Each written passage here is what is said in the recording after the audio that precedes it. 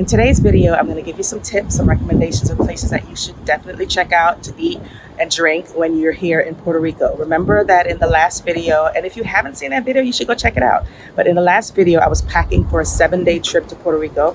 If you've not checked it out as yet, be sure to go back, pause this video and go watch that one because I packed for 7 days and only carry-on luggage. Didn't check anything. Anyway, back to today's video. So I included places that I found that the food, the drinks, the service, everything was just above board, just wonderful.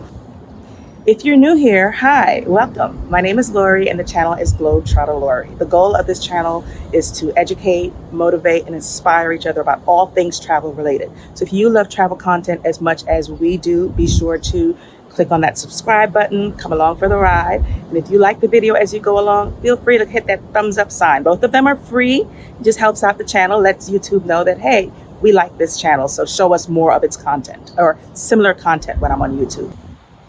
Enough of that. I'm going to stop talking and let you guys enjoy the visuals and the menus and the music and the vibes of the restaurants here in Puerto Rico. Enjoy.